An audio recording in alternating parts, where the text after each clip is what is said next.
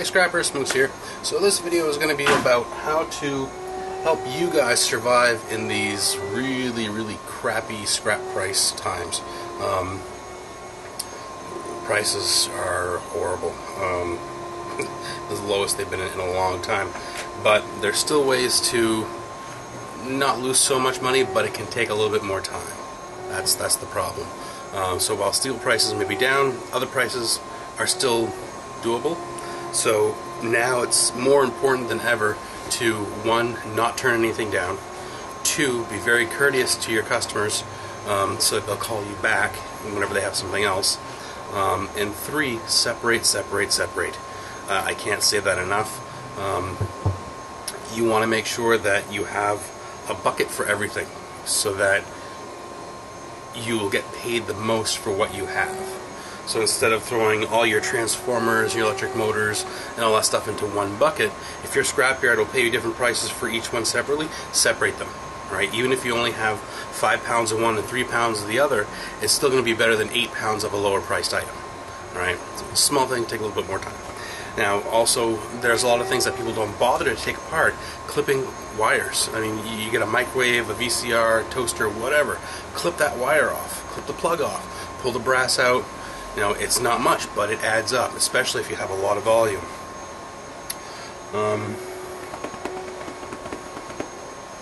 Another great thing to do is to help out your fellow scrapper.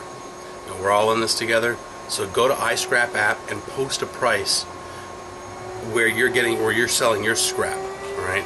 That way, people in your area will know where to get the best prices. If a scrapyard gets more business, they're able to secure better deals and get better prices for their metals that they're selling, and that gets passed on to you by getting a better price for your scrap metal.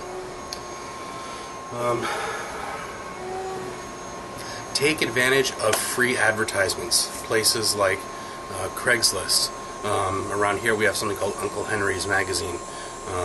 There's all kinds of places. Put up ads at grocery stores, any place you can think of that'll help draw more scrap coming into you. The more volume you have, the more money you're going to make.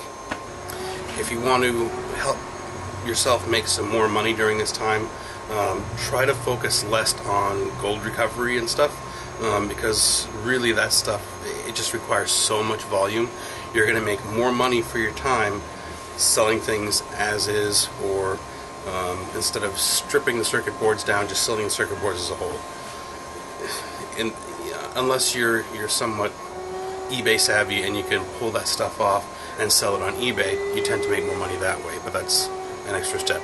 And the last thing that I have to help people survive in this horrible period of crappy scrap prices is you have to learn to become eBay savvy. I kid you not. Since I started selling on eBay, more than doubled my income. More. Selling parts of things at work, things as a whole. It's really not that difficult, and it'll make you so much more money.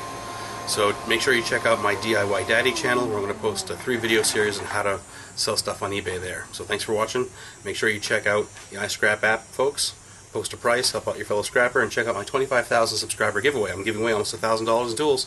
So all you got to do is post a price on iScrap app, then send me a message telling me who you are, where you're from, and how you got into scrapping. So thanks for watching. Alright, so in addition to helping to survive these bad scrap price times, I just wanted to put a little perspective on things for you. Typically, most people who've been scrapping for years, their thing is steel. They get tons and tons of steel. They make several trip after trip after trip to the scrapyard every day.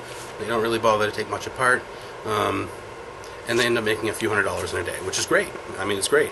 Unfortunately, now with scrap prices being closer to 75 bucks a ton, it's a lot harder to make that same amount of money. So I put together a little sheet here with different prices to help you kind of put into perspective what the bed of your truck is going to look like, or the trunk of your car, to make the same amount of money. Let's say you want to get 15 bucks, right? It's a puny amount, but to give you an idea of what that means,